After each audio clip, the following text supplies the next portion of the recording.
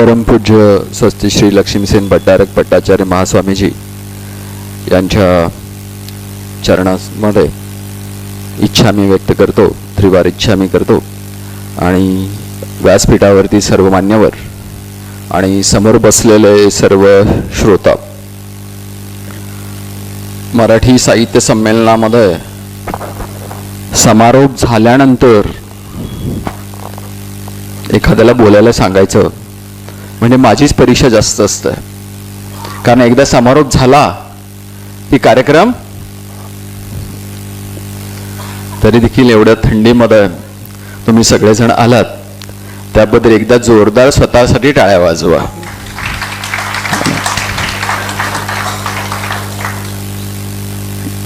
आणि आयोजकांनी इतक्या छान पद्धतीनं कार्यक्रम अरेंज केलेला आहे.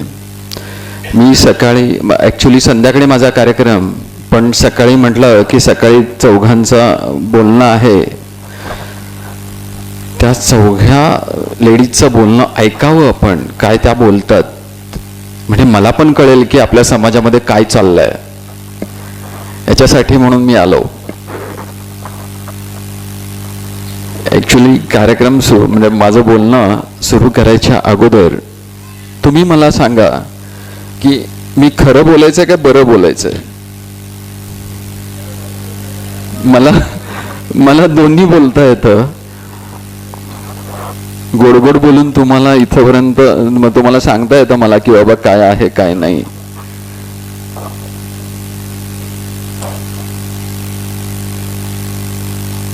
एक आपण सुरू करण्याच्या ह्याच्यामध्ये माझ्याकडे एकूण 3 विषय आहेत. एक, युवक आणि युवती यांचं मूल्यवर्धन आणि त्यांच्यासाठी आपण काय करू शकतो. सेकंड थिंग आहे जैन समाजाच्या ज्वलंत समस्या. तिसरा भाग आहे की बिझनेस काय करता येईल आपल्याला किंवा कुठल्या पद्धतीने आपण काय करू शकतो. ॲक्च्युली 3 तासाचं माझ्याकडे बोलायला सांगितलेलं आहे, पण त्यांच्यासाठी बोलायला पाहिजे ते लोक. आणि हे इथलंच आहे असं नाही आहे, हे सगळीकडे असंच असतं. पण जे आलेले आहेत त्यांनी त्यांचा निरोप तिथपर्यंत पोहोचवलात की झालं. एक गोष्ट आहे, एक जोडपं असतं आणि त्या जोडप्यामध्ये नवऱ्याला असं नेहमी वाटत असतं की माझ्या बायकोला कमी ऐकू येतंय. कुणाला ऐकू कमी येतंय? बायकोला. मग तो डॉक्टरांच्याकडे जातो एकटाच आणि डॉक्टरांना सांगतो की डॉक्टर माझ्या बायकोला कमी ऐकू येत आहे, बघा ना. डॉक्टर म्हणतात बायकोला घेऊन यायला पाहिजे, पेशंट पाहिजे ना. मग तो म्हणतो नाही आहे आत्ता तरी, काय करूयात. मग एक काम कर म्हणतात, घरी जा, बायकोपासून अंदाजे 20 फूट अंतरावर उभा राहा, तिला काहीतरी विचार, ऐकू येतं का बघ, ऑडिओमेट्रीची टेस्ट करूया ऐकू येतं का नाही. ते नाही आलं तर 15 फुटावर जाऊन विचार काहीतरी, नाही ऐकू आलं तर 10 फुटावर जा, नाहीच ऐकू आलं तर 5 फुटावर जा, नाहीच आलं तर जवळ जाऊन विचार, बघू तरी काय होतं. सकाळ होतंय, अंदाजे 20 फुटावर अंतरावर उभा राहतो, बायकोला म्हणतो की डार्लिंग नाश्त्याला काय केलंय. याला काय रिस्पॉन्स येत नाही. किती फुटावर जायचंय मग आता? 15 फुटावर जातो. 15 फुटावर जातो, सेम क्वेश्चन विचारतो, उत्तर येत नाही, प्रतिसाद याला काहीच ऐकू येत नाही. 10 फुटावर जातो, उत्तर येत नाही. 5 फुटावर जातो, उत्तर येत नाही. जवळ जाऊन विचारतो, डार्लिंग नाश्त्याला काय केलंय. डार्लिंग म्हणते 4 वेळा सांगितलंय इडली केली आहे.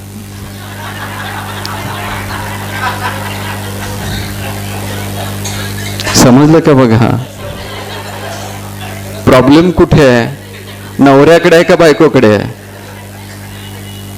असं माझं झालंय. सगळं तुम्हाला माहिती आहे, पण ते काय ऐकायचंय, आहे की नाही. कसं आहे, आपण रोज पळतो पळतो पळतो पळतो, कुठं जायचंय माहिती नाहीये, का जगतोय माहिती नाहीये.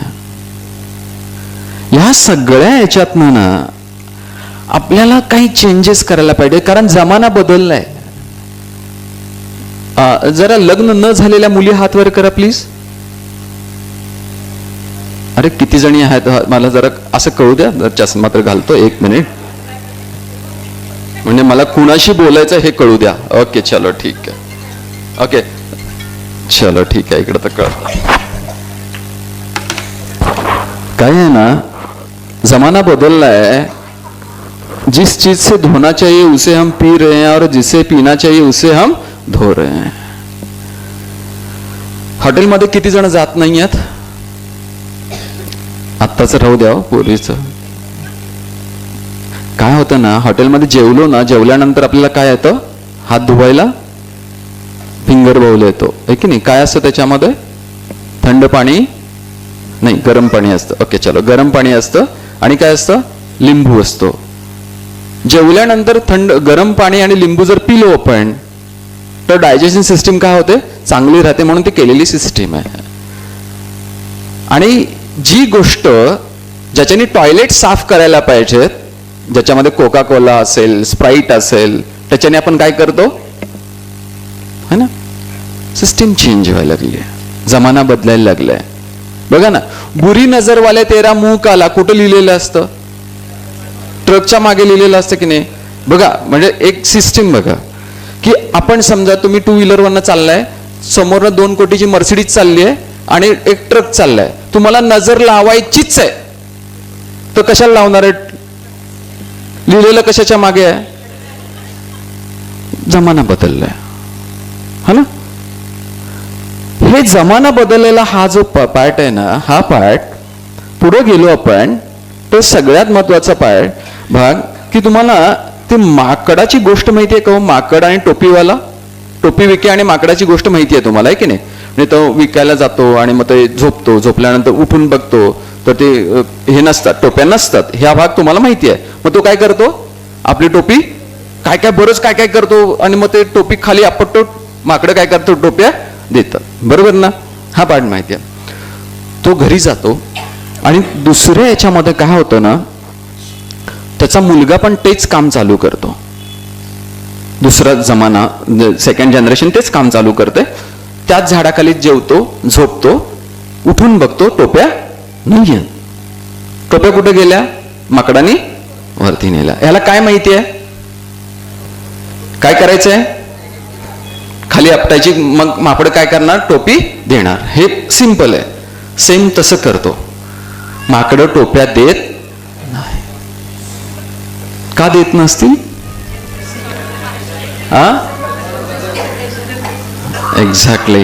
वरनं एक माकड खाली येतं, ते सांगतं तू केलंस बरोबर आहे. माझ्या बापानं पण असंच सांगितलंय की एक माणूस येईल, असं काही ते झालं, टोपी खाली टाकेल, तू टोपी द्यायची. समजतंय? आता ह्याला काय करायला पाहिजे? नवीन काहीतरी शोधायला पाहिजे. म्हणजे समस्या तीच आहे ना की माकड टोपी देत नाही, ही त्यावेळेला पण समस्या होती, आता पण समस्या आहे. पण समस्येचं उत्तर आपल्याला काय करायला पाहिजे? वेगळ्या पद्धतीनं शोधायला पाहिजे. समजतंय? हा जो भाग आहे ना, हा भाग अतिशय महत्वाचा भाग आहे. दरवर्षी साधारणपणे 150 गावांमध्ये तर मी जात असतो, छोट्या छोट्या खेडेगावांमध्ये जात असतो वेगवेगळ्या निमित्ताने. आणि मग तिथे एक प्रश्न विचारतो की आपण जैन आहोत असं किती जणांना वाटतं? किती जणांना, तुमच्यापैकी किती जणांना वाटतं की आपण जैन आहे? सगळ्यांना वाटतं. अभिमान आहे का हो जैन आहे याचा? आहे का? कारण काय? संस्कार चांगले आहेत. Very good. अजून? हे बघा, जरा जोरात बोला. वयाच्या मानाने केस पांढरे पण झाले, कानाला पण ऐकू कमी येतं बाई. अजून काय? अहिंसा परमो धर्म. ओके. अजून? हा, फारच भारी. Very good. अजून? क्षत्रिय आहे. कोण म्हटलं क्षत्रिय आहे? क्षत्रिय आहे आपण? ओके चलो ठीक आहे. हे पण छान आहे. बघा, एक भाग समजावून घ्या. हे जे आपण म्हणतोय ना, हे नवीन पिढीला जर असं सांगायला लागलात तुम्ही, चालेल का? समस्या तीच आहे. नवीन पोरं तुमच्या मंदिरला येत ती जायला पाहिजेत का नको? तर जायला पाहिजेत. मग काहीतरी वेगळं शोधायला पाहिजे आपल्याला, याच्यावरती आपल्याला काम करायला पाहिजे. जैन म्हणून मला अभिमान असायला पाहिजे. जैन ही सिस्टम आहे, जीवन जगण्याची एक कला आहे. सायंटिफिक बेसवरती कुठलीही गोष्ट जर बघितलं तर ती जैन धर्मामध्ये आहे. म्हणजे पाणी गाळून प्यायला पाहिजे, पाणी उकळून प्यायला पाहिजे, एका थेंबामध्ये किती जीव आहेत याच्या अगदी पुराणा काळापासून आपल्याकडे सिस्टम आहे. मग हे नवीन पिढीपर्यंत आपल्याला जायला पाहिजे आणि ते पाठवायला पाहिजे. कारण धर्म हा अनुभवायची गोष्ट आहे, वाचायची गोष्ट नाही आहे. म्हणजे असं माझं तर स्पष्ट म्हणणं. आणि इथं आज जे बोलणार आहे हे एवढी 15 वर्ष जे मी काम केले आतापर्यंत त्या कामावरती आधारित आलेले अनुभव आहेत, त्या अनुभवावरती मी बोलणार आहे. आता मागाशी एक छान दीदींनी सांगितलं की आपण काय आहोत, क्षत्रिय आहोत, हे की नाही. आपण क्षत्रिय का आहोत? कारण आपले पूर्वज ज्याला आपण म्हणू 24 तीर्थंकर जे आहेत ते क्षत्रिय कुलातले होते, म्हणून आपण क्षत्रिय आहोत, बरोबर ना. तर आपल्या क्षत्रिय वंशामध्ये भगवान आदिनाथ झाले आणि भगवान आदिनाथांनी 6 गोष्टी सांगितल्या. कुठल्या कुठल्या? असी मसी कृषी शास्त्र कला वाणिज्य, बरोबर आहे की नाही. असी म्हणजे काय? शस्त्र चालवतो का आपण? कारण का अहिंसा परमो धर्म की.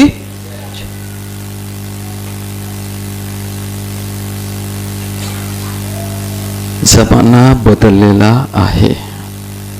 शस्त्र आणि शास्त्र दोन्ही एकत्र घेऊन जर चाललात तर चालाल, नाहीतरी एखादा गुंड आला तुमच्या घरात आणि त्या गुंडानं तुमच्या मुलीचा हात पकडला आणि ओढून घेऊन चालला, तुम्ही त्याला काय म्हणणार? की जय जिनेंद्र, अहिंसा परमो धर्म की जय, तू माझ्या मुलीला घेऊन जा. त्याला दंड द्यायला पाहिजे काय नको द्यायला पाहिजे? मग ते द्यायचं असेल तर आपण काहीतरी आहोत, आपलं अस्तित्व काहीतरी आहे हे दाखवणं गरजेचं आहे. मी अतिशय जबाबदारपणानं बोलायला लागलो ह्या सगळ्या गोष्टी. प्रत्येकाला असं वाटायला लागलं हे काय जैनाचे आहेत, हे काय करतात, कोण पण येतात टपली मारून चाललंय आम्हाला राव. त्यामुळे शस्त्र आणि शास्त्र या दोन्हीचं जर आपल्याकडे एकत्रित केलं तर इथून पुढच्या कालामध्ये आपल्याला निभावं लागेल, नाहीतरी निभावं लागणार नाही. त्यामुळे अशी जे आहे त्याच्यावरती काम करायला पाहिजे. सगळेच प्रश्नाची उत्तरं माझ्याकडे नाही आहेत आणि मी देणार पण नाही आहे. मी काही प्रश्न जे आहे ते प्रश्न तुमच्यासाठी सोडून जाणार आहे की तुम्ही विचार करा. तुमच्यावरचं जेवढं फाटलंय ते शिवायचं काम तुमचंच आहे. हा भाग समजावून घ्या. मी सगळ्या भाषणांमध्ये असंच सांगत असतो, तुमच्या गावात अरे आबाळ फाटले ना, तुमच्या गावचं शिवायचं काम तुमचंच आहे. कसं शिवायचं मी शिकवतो, काही प्रॉब्लेम नाही मला. हा भाग समजावून घ्या.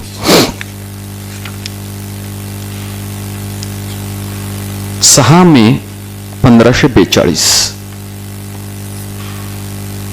एक माणूस रोम मधनं गोव्यामध्ये आला. त्याचं नाव झेवियर. व्यवस्थित तारखा लक्षात ठेवाया. तो आला आणि त्यानं युद्ध केलं. तिथला राजा होता कुमुद, जैन राजा होता, आणि त्या राजावरून युद्ध केलं. आणि त्या युद्धामध्ये तो काय ऐके ना, म्हणून यानं काय केलं की दररोज 20,000 श्रावकांना आणि श्राविकांना तोफेच्या तोंडीतून उडवायला सुरुवात केली. आणि ह्या याच्यामध्ये मग त्या राजाचा पराभव झाला.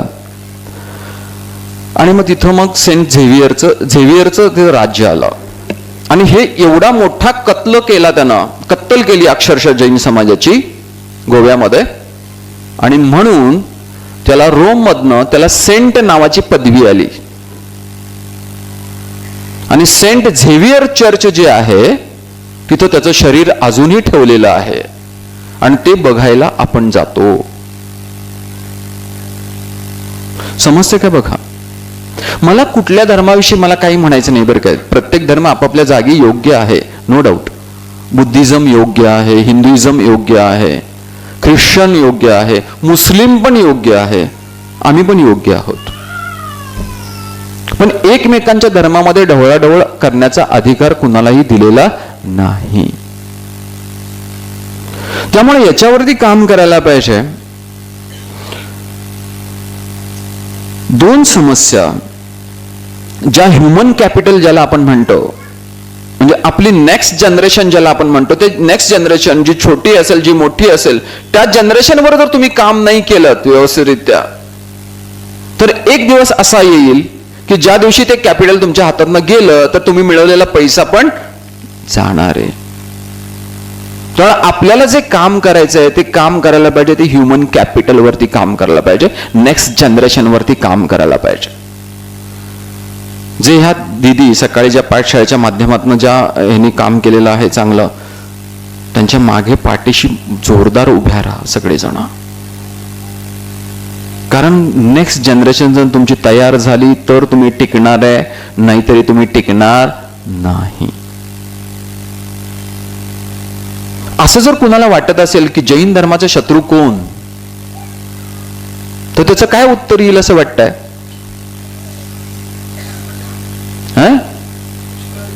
पुष्कळ आहेत. हा,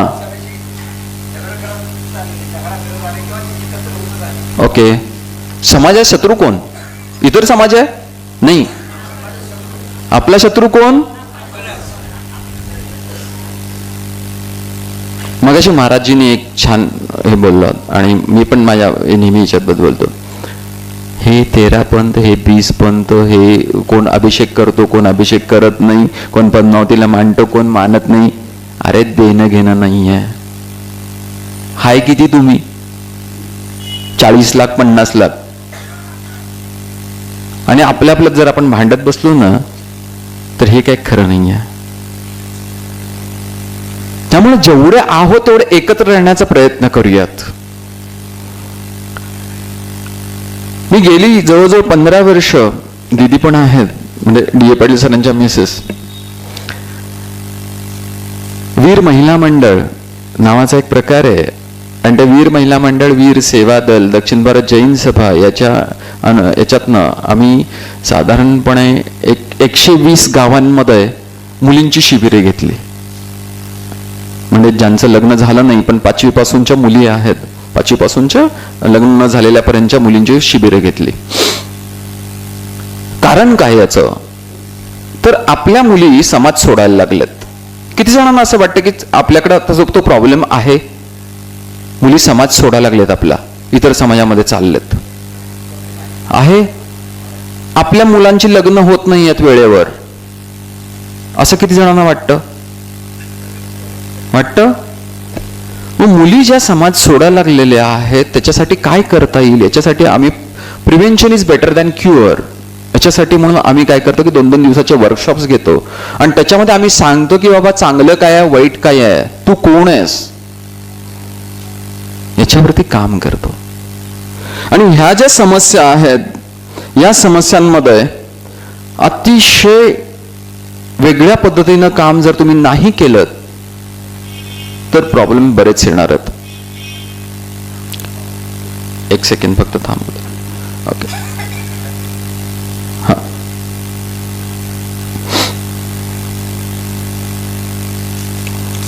बऱ्याच मी संध्याकाळच्या वेळी ह्याच कामात देतो. जे आहेत, जे उद्योगपती आहेत किंवा जे लोक आहेत ज्यांच्या हाताला काम पाहिजे, स्त्रिया असतील पुरुष असतील, त्यांना एकत्र करतोय आणि त्या एकत्र करून त्यांचा उत्कर्ष, त्यांचा बिझनेस कसे वाढतील याच्यासाठी आपण काम करतोय. याच्यासाठी एक जैन नेक्स्ट नावाचं एक ऍप चालू केलेलं आहे.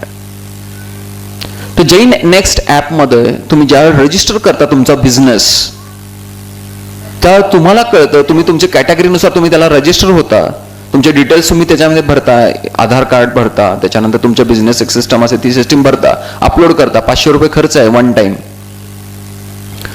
ते तुम्ही ज्यावेळेला अपलोड करता त्यानंतर तुम्ही त्याला कनेक्ट होता. ते ज्यावेळेस ॲप ओपन होतं, समजा तुम्हाला रत्नागिरीतल्या एखाद्या माणसाबरोबर तुम्हाला काम करायचं आहे आणि तुम्हाला तिथला कनेक्ट पाहिजे असेल, त्याच्यावर गेला तर रत्नागिरी सिलेक्ट केला तर रत्नागिरीमधला तुमचा जो माणूस असेल तो तुम्ही त्याला डायरेक्टली कॉल करू शकता. असं माझं काम आहे तिथे.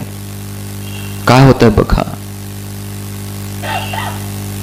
आणि हे कनेक्शन्स पूर्ण महाराष्ट्रभर चालू करतोय आपण. आता आपल्या 2 जिल्ह्यांमध्ये चालू झालं, सांगली कोल्हापूर, आणि पुण्या चालू झालेलं आहे, सोलापूर चालू झालेलं आहे.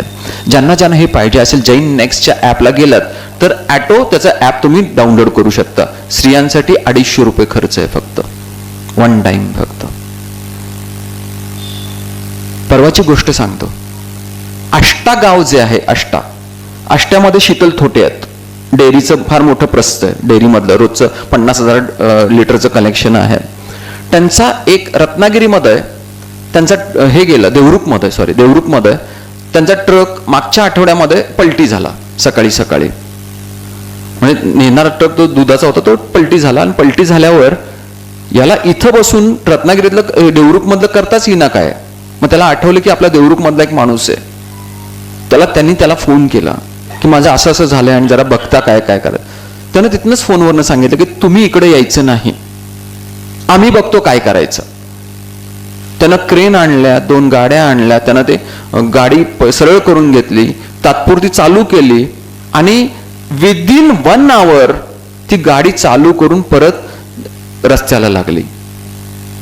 हे कनेक्शन्स जे आहेत, अशी वेगवेगळी कनेक्शन्स एकमेकांना आम्ही देण्याचा सुरुवात केलेली आहे. हा पार्ट. आता याच्यामध्ये नेक्स्ट काय केलेलं आहे सांगतो. जसं BNI काम करतं, जसं सॅटर्डे क्लब काम करतं, तसं दर रविवारी सांगलीमध्ये आम्ही 60 ते 70 उद्योजक, 100 उद्योजकांपर्यंत एकत्र येतो. आपल्या बिझनेसची माहिती सांगतो. त्याला आम्ही नाव दिले कॉफी मीट. एकत्र येतो, एकमेकांचे बिझनेस सांगतो, एकमेकाला बिझनेस देतो. आणि कालचा 10वा आठवडा इतक्या चांगल्या पद्धतीने रिस्पॉन्स मिळायला लागलाय, कल्पनेच्या बाहेर. त्यामुळं अशा काही सिस्टम्स मध्ये तुम्ही जर एकत्र येऊन जर काम करायचं सुरुवात केलेली आहे. आता कोल्हापूरमध्ये पण चालू होणार आहे ती कॉफी मीट. अशा काही गोष्टींवरती काम करायला लागला तर अतिशय चांगल्या पद्धतीनं काम होईल.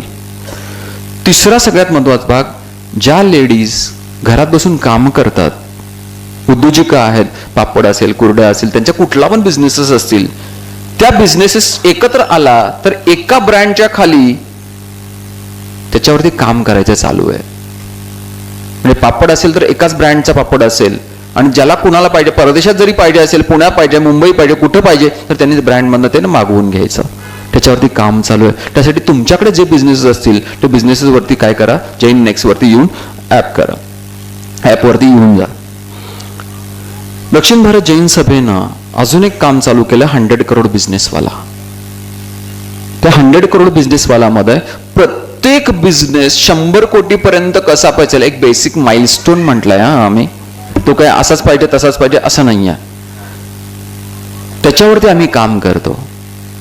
त्याच्यामध्ये आत असणाऱ्या माणसाला, आत येणाऱ्या उद्योजकाला तुम्ही स्क्रॅच पासून आम्ही शिकवतो की बाबा तुझे गोल सेटिंग कसं असायला पाहिजे, इन्व्हेंटरी मॅनेजमेंट कशी असायला पाहिजे, त्याचे एक्सपर्ट येतात ते शिकवतात.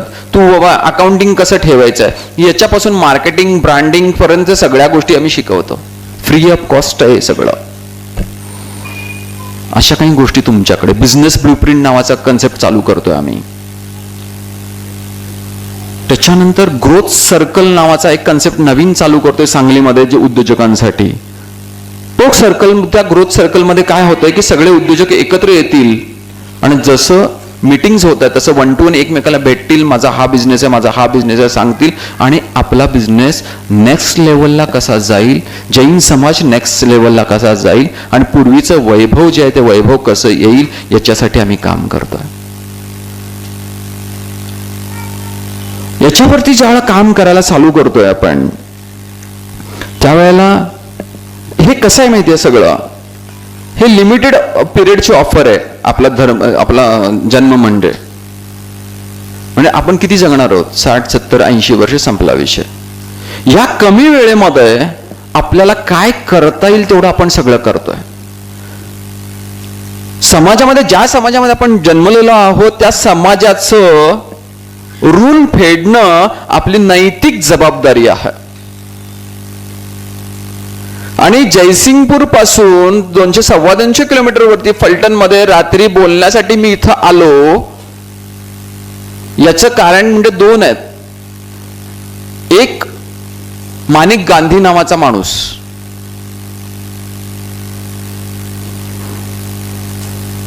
एकदम अवलिया माणूस होता तो. 30 वर्षापूर्वी साधारणपणे माझ्या घरी येऊन राहिला होता. एक दिवस आला, शांतीसागर महाराजांच्यावरती प्रचंड प्रेम. म्हणजे एक छोटीशी काहीतरी घटना घडली म्हणून ती सुधारण्यासाठी म्हणून तो माणूस आला, ते सुधारलं, रात्रभर आमच्या घरी राहिला.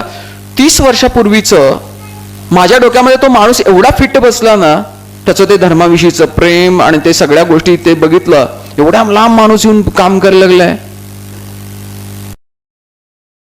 सरांनी मला ज्यावेळेला फोन केला की फलटणला साहित्य संमेलन तुम्हाला यायचंय, फलटण म्हणल्यानंतर माझ्या डोक्यात आलं की माणिक गांधी आहे, त्याच्या घरी जायला पाहिजे. ह्या सगळ्या ज्या गोष्टी असतात ना, छोट्या छोट्या गोष्टी असतात ह्या. आणि दुसरं कारण म्हणजे डीए सरांचं मला मोडता येत नाही.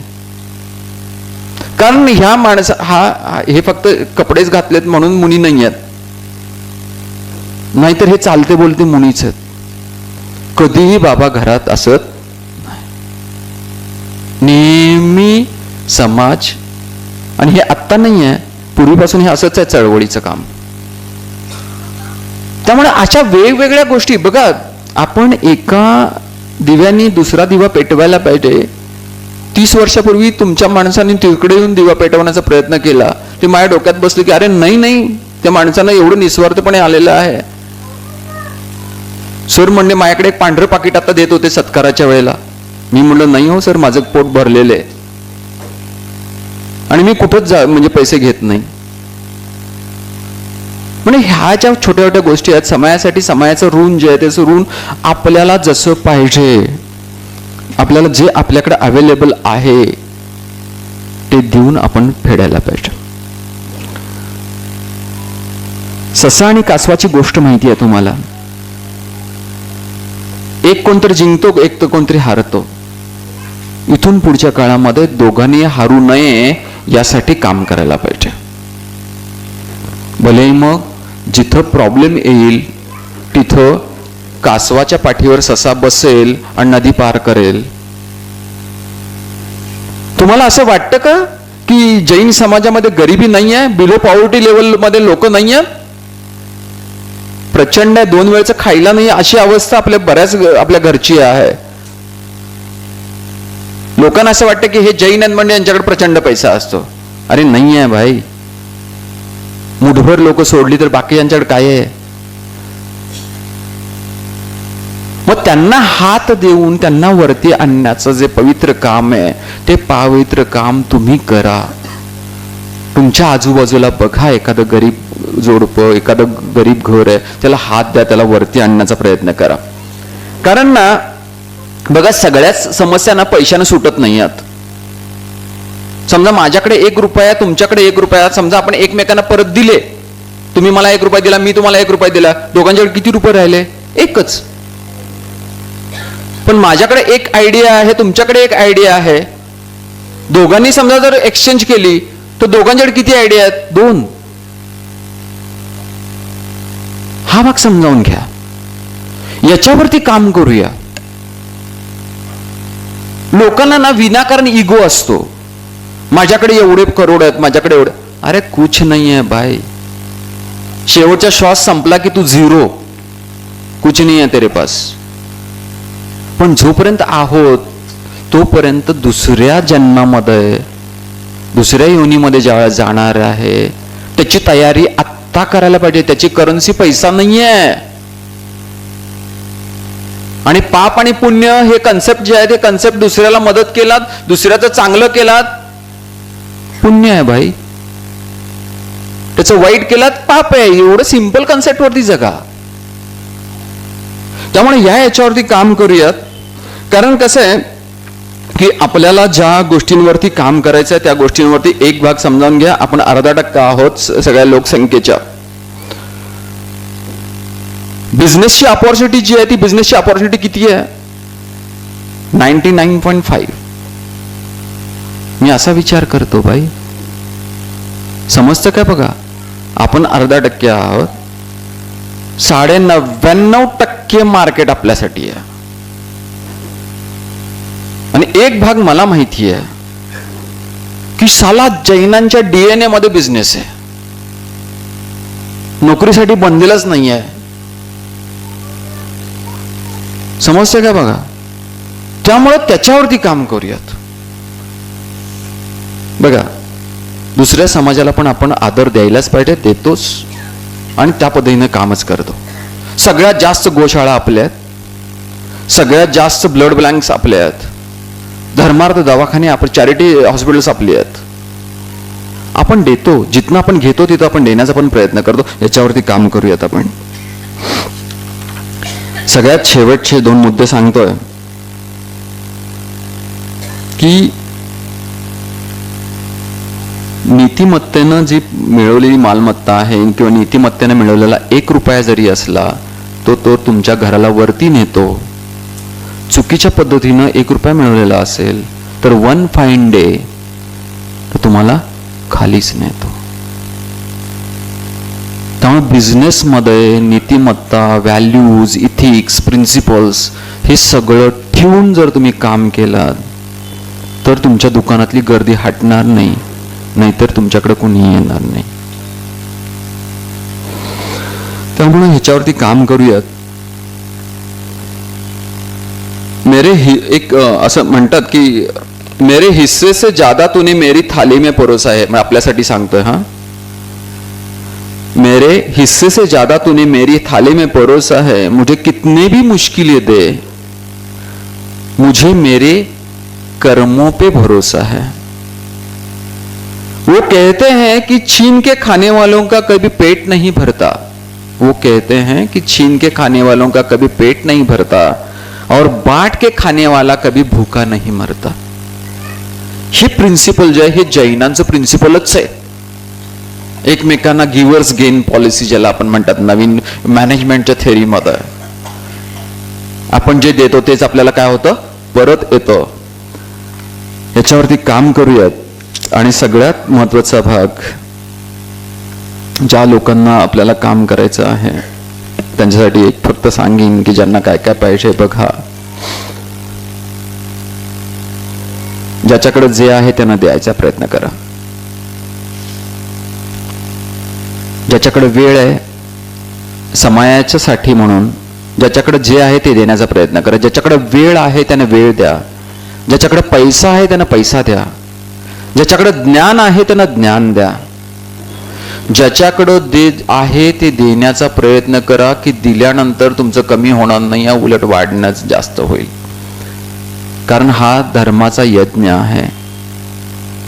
मगाच्या माकडाच्या गोष्टीसारखं प्रश्न तेच आहेत पूर्वीपासून, उत्तरं नव्या पद्धतीने शोधायला लागणार आहेत. या धर्माच्या यज्ञामध्ये जी आहुती द्यायची आहे ते तुमच्याकडं काय अवेलेबल आहे, वेळ, पैसा आणि ज्ञान, या तिन्हीपैकी जे वापरता येईल तेवढं वापरा.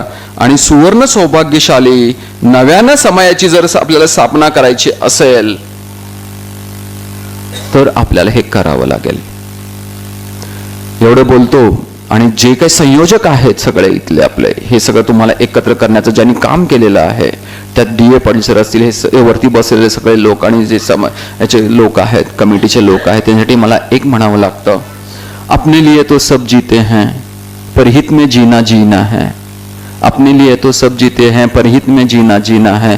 जो राह दिखाए औरों को वो नर अनमोल नगीना है. या सगळ्यांनी एवढं छान पद्धतीने हे अरेंज केलं 2 दिवसाचं.